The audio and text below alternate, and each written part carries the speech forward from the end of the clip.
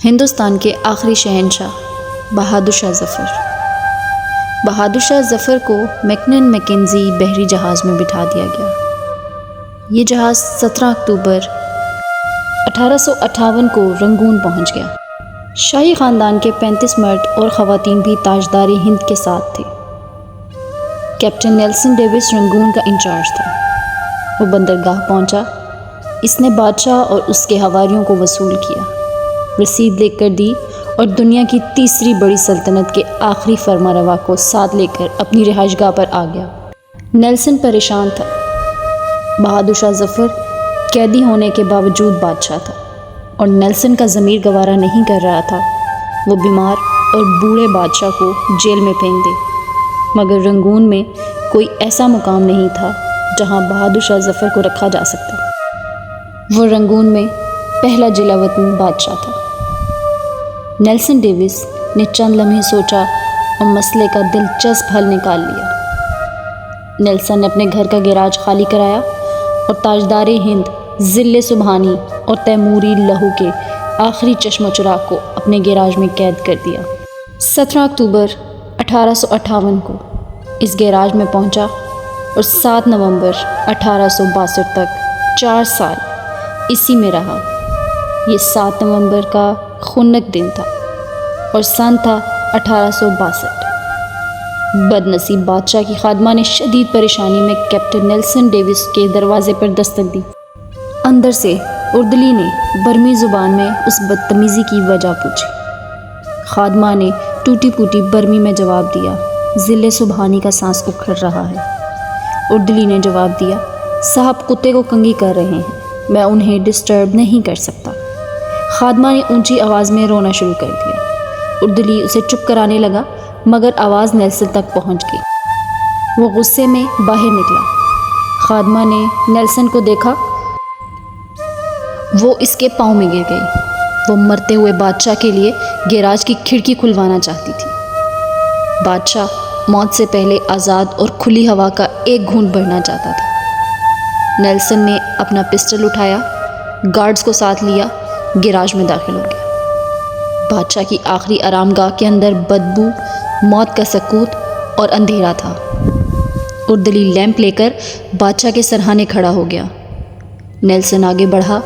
بادشاہ کا کمبل آدھا بستر پر تھا اور آدھا فرش پر۔ اس کا ننگا سر تکیے پر تھا لیکن گردن ڈھلکی ہوئی۔ آنکھوں کے ڈھیلے پپوٹوں کی حدوں سے باہر ابل رہے تھے۔ گردن کی رگیں پھولی ہوئی تھیں اور خشک زرد ہونٹوں پر مکھیاں بن بنا رہی تھیں۔ نیلسن نے زندگی میں ہزاروں چہرے دیکھے تھے لیکن اس نے کسی چہرے پر اتنی بے چارگی، اتنی غریب الوطنی نہیں دیکھی تھی۔ وہ کسی بادشاہ کا چہرہ نہیں تھا، وہ دنیا کے سب سے بڑی بیکاری کا چہرہ تھا۔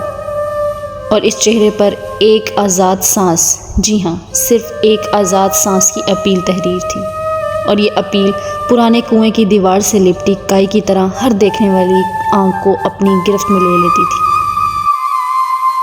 کیپٹن نیلسن نے بادشاہ کی گردن پر ہاتھ رکھا۔ زندگی کے قافلے کو رگوں کے جنگل سے گزرے مدت ہو چکی تھی۔ ہندوستان کا آخری بادشاہ زندگی کی حد عبور کر چکا تھا۔ نیلسن نے لواحقین کو بلانے کا حکم دیا۔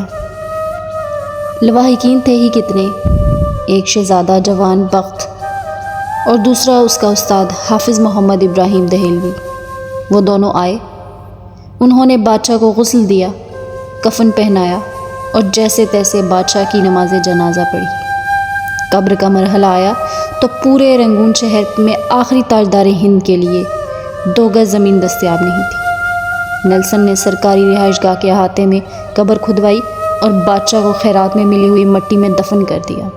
قبر پر پانی کا چھڑکاؤ ہو رہا تھا، گلاب کی پتیاں بکھیری جا رہی تھیں تو استاد حافظ ابراہیم دہلوی کے خزائے رسید ذہن میں 30 ستمبر 1837 کے وہ مناظر دوڑنے بھاگنے لگے جب 62 برس کے بہادر شاہ ظفر کو تاج پہنایا گیا۔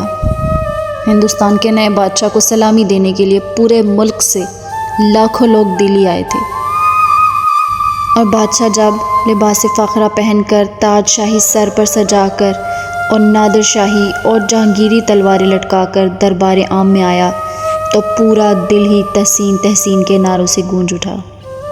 نقارچی نعرے بجانے لگے، فوجی سالار تلواریں بجانے لگے اور رقاصائیں رقص کرنے لگیں۔ استاد حافظ محمد ابراہیم دہلوی کو یاد تھا، بہادر شاہ ظفر کی تاج پوشی کا جشن 7 دن جاری رہا، اور ان 7 دنوں میں دلی کے لوگوں کو شاہی محل سے کھانا کھلایا گیا۔ مگر 7 نومبر 1862 کو اس ٹھنڈی اور بے مہر صبح بادشاہ کی قبر کو ایک خوش الحان کاری تک نصیب نہیں تھا۔ استاد حافظ محمد ابراہیم دہلوی کی آنکھوں میں آنسو آ گئے۔